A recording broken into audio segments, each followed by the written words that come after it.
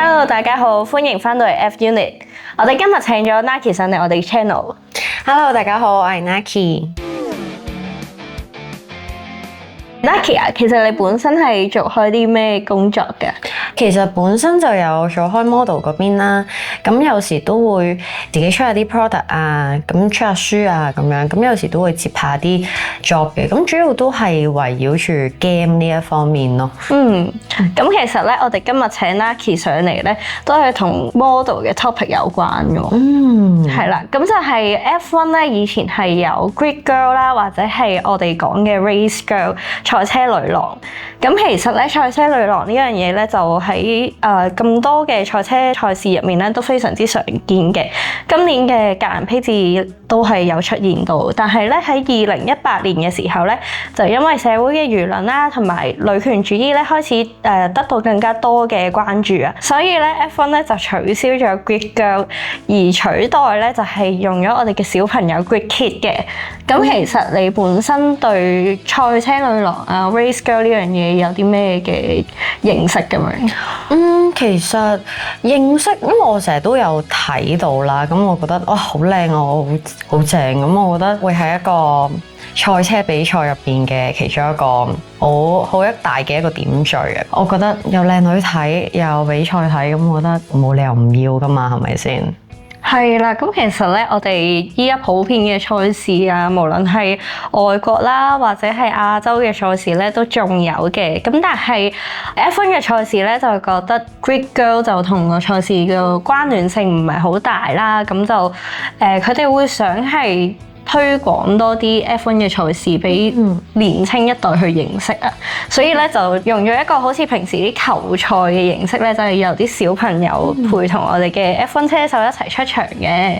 咁但係咧，我自己就覺得 Grid Girl 呢樣嘢其實都唔一定係一個唔健康嘅形式去 present 出嚟啊，即係有啲人就覺得係物化咗女性，但係其實我覺得女性又係好可以多方面咁樣 present 出嚟，唔一定話淨係性感嘅。係啊，咁其實我覺得你就算着一啲好多布，可能貼身少少啊，或者啲咩，咁其實都可以好型好好睇，唔一定話一定要小布啊咁樣。咁我覺得有時如果真係覺得好性感嘅，咁風格着手都係一個唔錯嘅選擇。咁靚嘢邊個唔中意睇啊？係咪先？咁女仔自己都會睇女啦。冇錯啊！咁其實咧喺外國啦，尤其是澳洲嘅話咧，一啲車展或者賽事咧請翻嚟嘅 model 咧都係比較健康啊、陽光嘅形象去 present 嘅，咁就個身形上又係比較健美啲嘅 fit 啲有肌肉嘅。係啊，嗰啲都好好睇啊。係啊，粗度感唔勁。係啊，唔勁，我真係粗度感，我覺得真係唔容易㗎，所以我覺得係有佢哋嘅另一方面嘅好睇。係啊，冇錯啊，其實要 keep 到一個靚嘅身形去做 model 呢樣嘢，真係非常之唔簡單啊！咁另外，我哋亞洲方面咧，其實賽車女郎呢樣嘢仲非常之流行啦，尤其是日本。我相信大家都會見過好多唔同嘅日本嘅 model 去做呢個 race queen 咁樣嘅，咁就我覺得佢非常之靚，即係可能佢哋啲衫都係偏向傳統啲，可能比較性感啊，佢大長腿咁樣，但係其實個形象又唔係話真係好唔健康咯。係啊，因為其實我覺得可能日本佢哋有動漫啊，或者其他嗰啲文化影響咧，佢哋嗰啲款式啊，我覺得係幾同其他地方嘅好似幾唔同，我覺得。係啊，其實佢哋有陣時啲 model 都會係 cosplay 咁樣嘅形式去 present 出嚟嘅，因為日本都有呢個通車文化啦，就係喺佢哋嘅車上面咧有啲動漫人物嘅拉花咁樣。係啊，我之前去一啲車展都有見識過，哇，真係好強！咁你自己會唔會有嘗試過做車模相關嘅工作？其實之前試過有一次嘅，咁嗰陣時都係喺亞博咁樣，咁但係後尾其實格蘭披治嗰邊都爭啲有機會嘅，但係去到最後，我嘅原因就係唔係唔夠高，係矮。但係一個前設就係我係1.7得至少，即係都唔係去到好矮啫，係嘛？咁咁其實米真係喺香港真係算高啊，同埋你又高又瘦又靚女咁樣。不過就澳門亞蘭披治咧，其實好多時都係請翻一啲外國嘅 model 啊。咁今年都唔少喎。係啊，我見佢哋有好多好似都175、178以上，咁我的確又真係爭咗一截嘅。所以就可能對比起其實亞洲嘅 model。本身先天嘅條件好似有少少輸蝕啦，如果擺翻喺呢個車模嘅界別嚟講，其實我覺得如果係無論係 catwalk 嘅 model 又好啦，或者車模，其實亞洲嘅身高嚟講係偏向輸蝕少少，但可能喺風格上啊又會有啲唔同咁樣，又可以彌補到啲。不過我見其實亞洲或者我哋香港好多 model 咧都係以硬照為主咁樣去影啲車嘅，咁你有冇試過或者有冇興趣？之前有啲都試過嘅，咁但係其實都想影多啲啊！其實我嘅好多年前就好想試下影電單車，雖然我唔敢揸，真係唔敢揸，我覺得我會炒。冇問題嘅，我哋就咁齋企喺度影都 OK 嘅，因為我自己本身就都中意車同埋有玩車，咁就為興趣咁樣都有影過下，影咗一輯電單車，我覺得幾正嘅。係啊。如果你揀影車嘅話，你會想係影嗱？你啱啱又想影電單車啦，咁我電單車我就唔在行，4個轆我會比較熟啲嘅。咁你會想影邊一類型嘅車啊？你係想影啲超跑啊、日本嘅小跑車 JDM 咁樣啦，定係一啲越野車啊、SUV 啊嗰啲咁樣咧？其實越野車我就都試過影類似越野車嗰啲，有試過影嘅，咁嗰啲就比較軍人式咁嗰種，我自己都覺得好型嘅。咁但係超跑就好似真係未正式影過，所以都幾想試下。咁有機會可以揾埋你一齊啊！唔該晒。咁其實咧就有都有聽過唔少人話 model 入面咧最難做就係車模啦，就因為人工冇話特別高，但係好多時都係影外景。咁你自己會唔會話特別中意影翻室內啊？定係其實冇乜所謂？其實好多年前一開始影相就會室外就覺得幾唔錯，但係後尾影耐咗有時，因為始終好多天氣嘅影響啊，或者成咁你室內嘅穩定度就會再比較高啲咯。咁但係有啲真係好需要陽光啊，或者需要戶外嘅時候，咁其實室外都避唔到。咁但係有時影嘅時候覺得好辛苦，但係到最後收完相翻嚟，都冇嘅，抵嘅，認命啦。都係嘅，即係有陣時可能夏天背心或者泳衣嘅 topic 就即係有翻個陽光就成件事開心啲嘅，窿幾度咁樣咯。影完之後個人都黑咗。係啊。咁其實我哋而家嘅賽事咧，啲人通常都會 focus 咗 model 係喺啲車隔離影相啦，或者係陪啲車手等準備起步啊，會幫佢哋擔下遮咁。咁其實咧，另外 Grid Girl 有個責任咧，都係幫手遞下獎牌啊、遞花圈同埋遞翻香檳咧，俾頒獎嘉賓頒俾我哋嘅得獎車手嘅。咁其實你覺得呢啲角色如果係俾 model 做，會唔會令到佢有更加多嘅曝光機會？會唔會幫助到佢嘅 model 事業咧？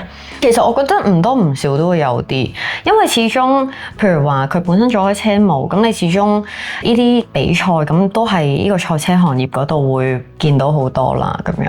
咁我覺得點樣都一定有幫助嘅。咁其實咧，即係雖然大眾都話揾 model 去賽車場上面喺度企係有啲物化女性嘅意思喺度啦，咁但係點解仲會咁多 model 係會想去做呢個工作咧？其實我覺得好大原因係因為個曝光率真係高，因為 F1 或者係唔同嘅賽車賽事咧，都係會世界各地都會喺度直播緊啦。咁其實有陣時啲 camera 都會 pan 落佢哋度。係啊。咁我覺得如果真係好靚女或者好有個人特色嘅話咧，其實分分鐘會爆紅變咗個 supermodel 咯。係啊，你就算好似睇演唱會咁你有時 plan 去觀眾席啊，咁你有啲比較靚嘅粉絲，有可能跳得好嘅，咁啲人都即刻喐手噶嘛。咁我覺得一定即係我覺得相輔相成吧，呢個關係係。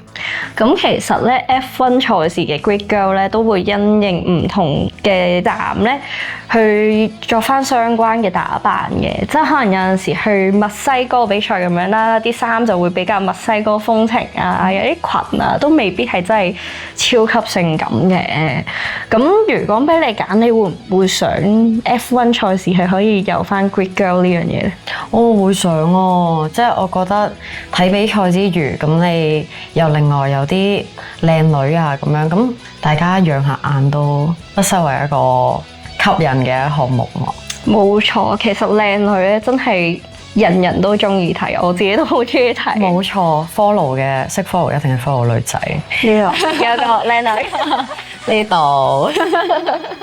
不過咧就有個好奇怪嘅現象咧，就係內地漫展比較保守，但係車展就好似反而會開放少少啊！我自己覺得，因為內地呢幾年咧都開始推行一個玩車嘅文化啦，啱啱又放寬咗改裝嗰方面嘅條例咁樣，咁同埋唔同省份都有大大小小嘅車展。咁其實咧喺小紅書啊或者抖音上面咧都有好多出名嘅內地車模出咗嚟啊。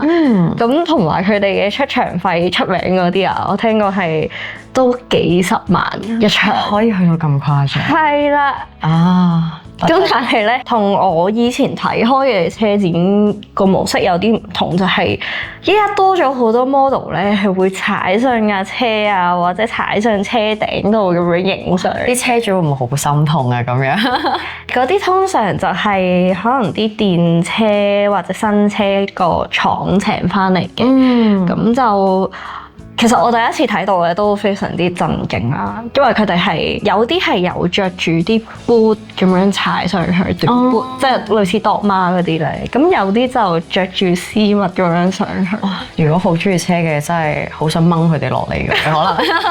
其實我睇到都幾心痛㗎，應該擺完一場 show 就。個車身啲油都花晒。